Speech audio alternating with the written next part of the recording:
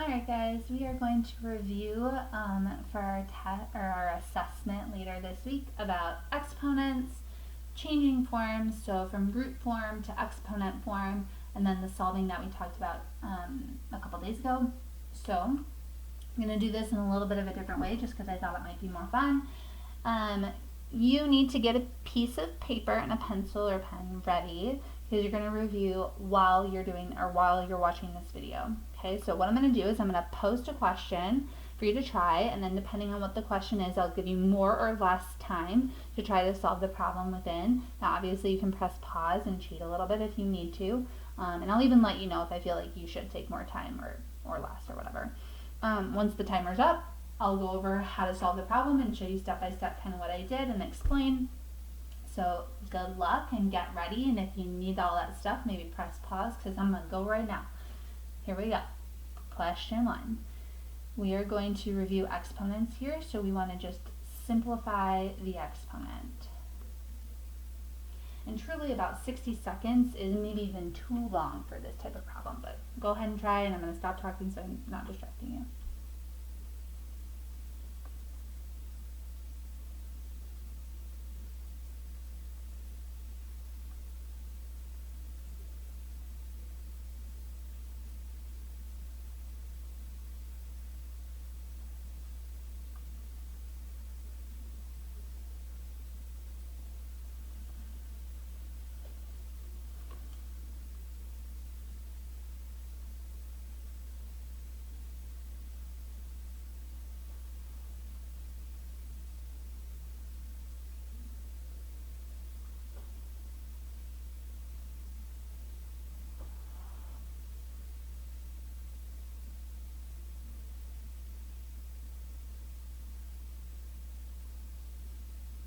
Okay, that was probably way longer than what you needed, but in this problem here, you should distribute that 15 to each exponent by multiplication.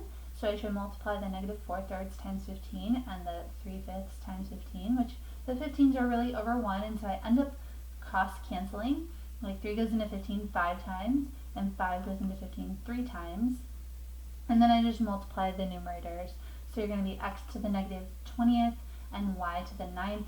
And I think I'm just remembering right now that I didn't complete this because that 20 should go on the bottom. Maybe? No, I didn't. Gosh darn it.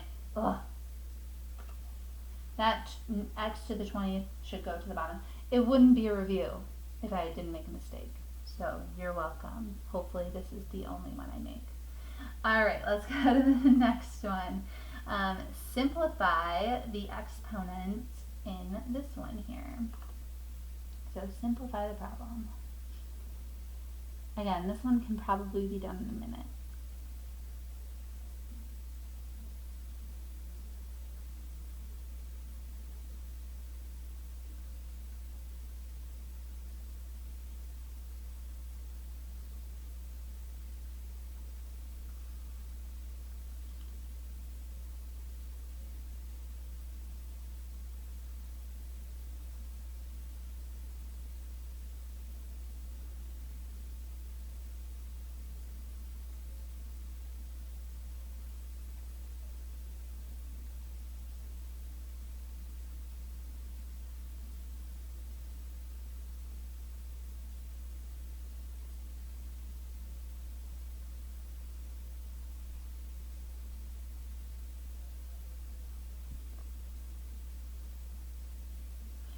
Alright, so a lot like with that last one, you want to distribute the half power to each of the powers in there, and everybody has a power. So even 16 and 81 have a power of 1 that you don't see. So this is going to end up being 16 to the half power, x to the 14 times half power, 81 to the half power, and then y to the 18 times half power.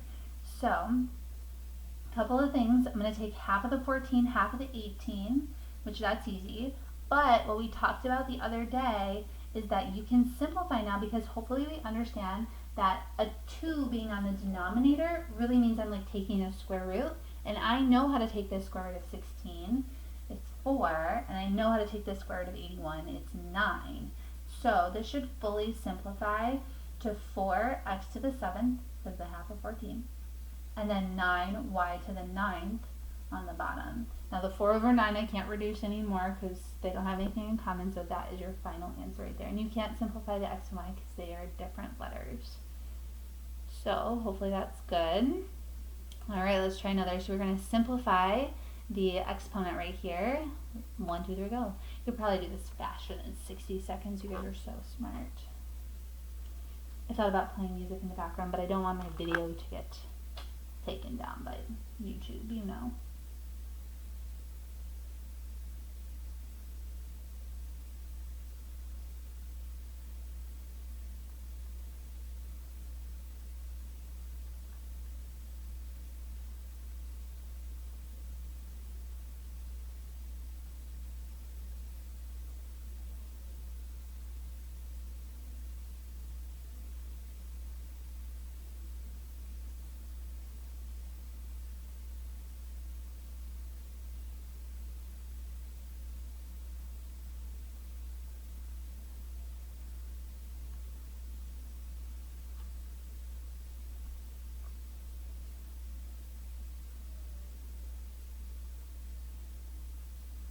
Alrighty, so like the previous ones, we want to distribute because we have those parentheses. So when I distribute, I'm going to be 8 to the negative 1/3 power, x to the 15 times negative 1/3 power, and y to the negative 9 times negative 1/3 power. Now, I kind of worked my way backwards on this one, so like the negative 9 times the negative 1/3, again, I can cross cancel, that's just going to be 3. Same thing with the 15 times the negative 1/3, I can cross cancel, and that's going to be negative 5. So far I'm here. And then the issue is that I forgot on that first one is that we should not have negative exponents. And so the x is going to move to the bottom so that the 5 can be positive. And the 8 to the negative 1/3 is going to move to the bottom so that the 1/3 can be positive. However, like the last one we just did, because there's a 3 in the denominator, that's like taking a cube root. And I know the cube root of 8 is 2.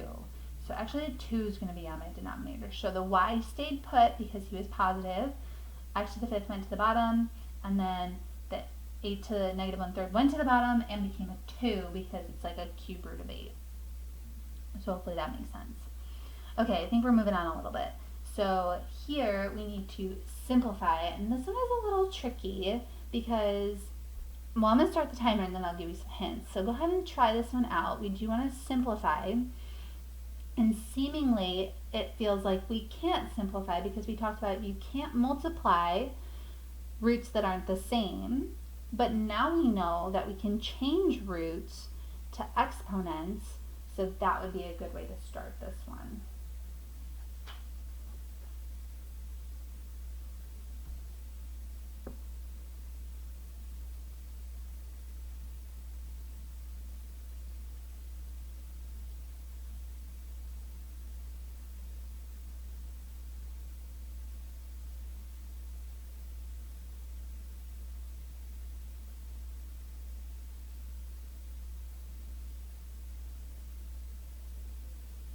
Oh, time's up, but probably not. Let me maybe take more time. You can pause me. But here is how I approached this one.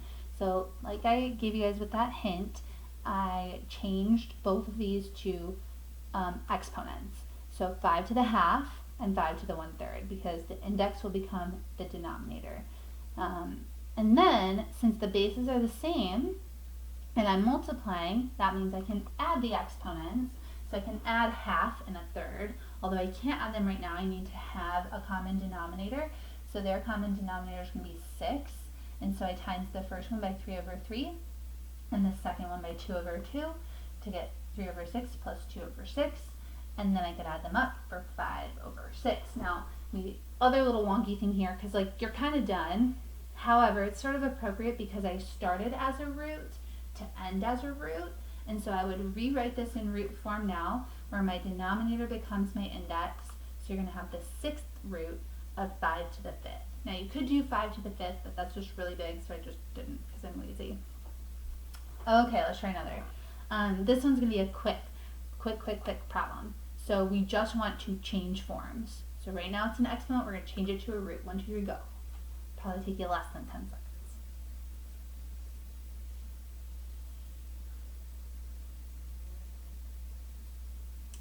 All right, so this one should change to the cube root of 21 to the second. And again, you can do 21 to the second, but like it's really big, don't worry about it. Okay, we're gonna try another one like that. So we're just gonna change forms, so go. Less than 10 seconds. You're a root right now, you wanna be not a root. Fast, love it. You should look like 5 over 2 because that is a square root, so the 2 goes under, you're gonna leave it like that.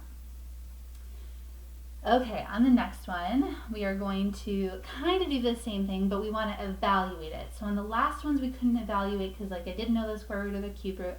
Here we should be able to do it. So we are going to say how much 64 to the 2/3 equals. You want to try to do it without a calculator. 1, 2, 3, go.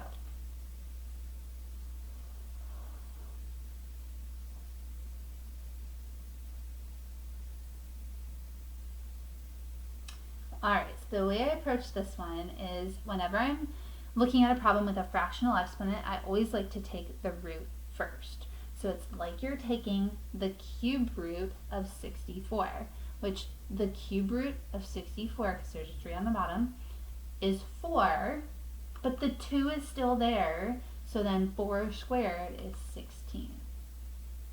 Now you can do it another way, but that's the easier way because you're making it smaller before you're making it larger. Okay, next. I don't remember. We'll see. Oh, we're going to solve. Okay, so we just talked about this the other day. We're going to solve for x here. These might take longer than a minute, so feel free to pause at the end if you need a little bit more time. But go ahead and solve for x. This is probably the hardest solve for x type problem that you'll see, so this one could definitely take you more than a minute.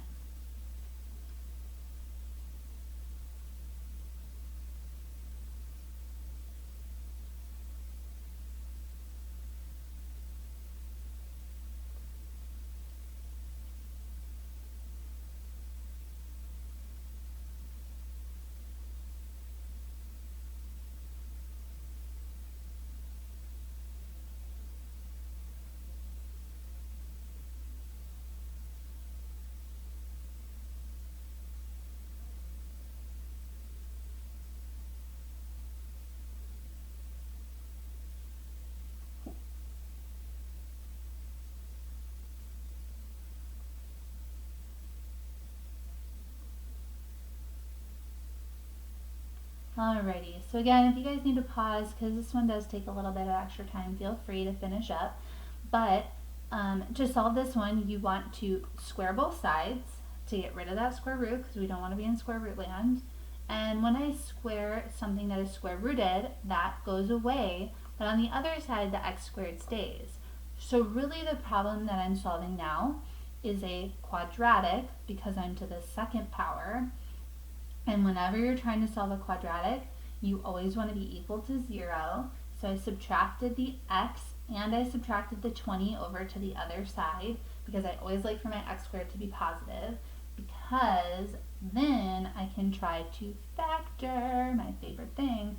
So I factored by thinking what multiplies to negative 20 and adds to negative 1. The negative 20 at the end, what multiplies to that, and then what adds to negative 1. And I found that negative 5 and 4 would work, and so they go in my parentheses. And that means that x equals 5 and negative 4. However, when you get multiple answers like that, usually that means that one of them is probably wonky.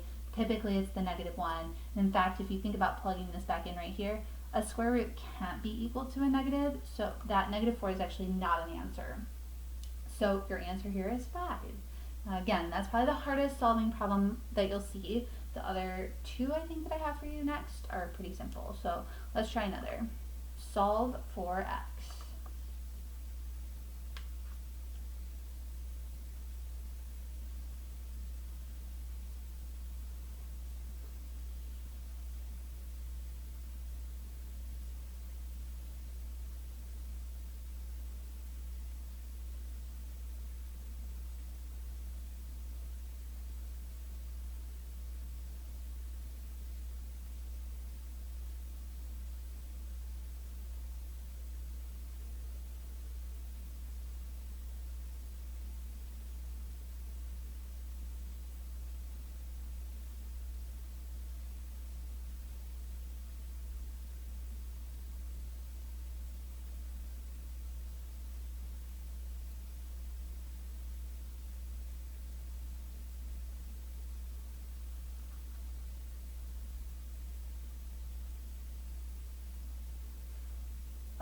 Okay, hopefully this one was an easy one.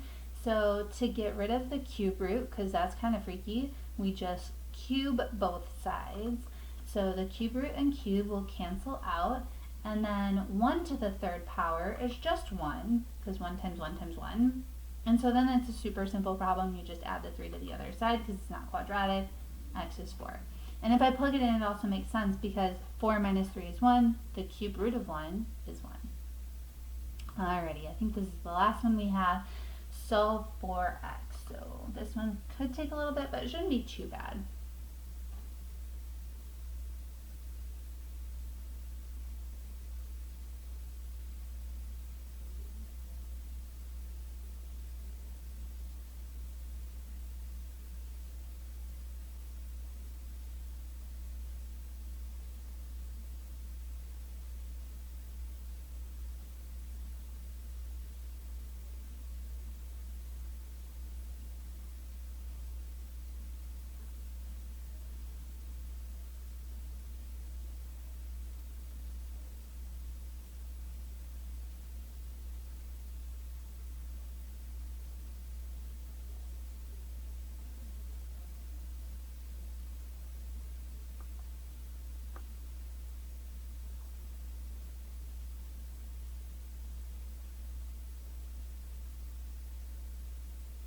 Okay, again, if you need a little more time, feel free to pause and try it. But with this one, what I started with was I needed to get that 3 away from the parentheses out there, so I divided the 3 on both sides to divide that away, because we're trying to solve, so get rid of, get rid of, get rid of.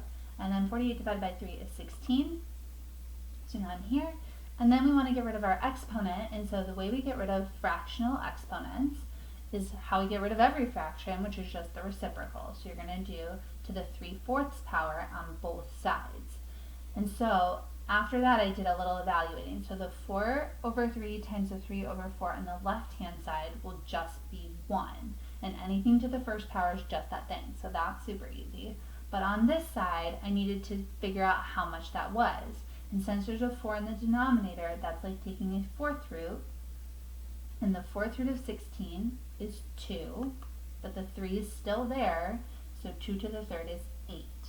So then I had x plus 1 equals 8, subtracted the 1, so x is 7. Bada bing, bada boom, you're done.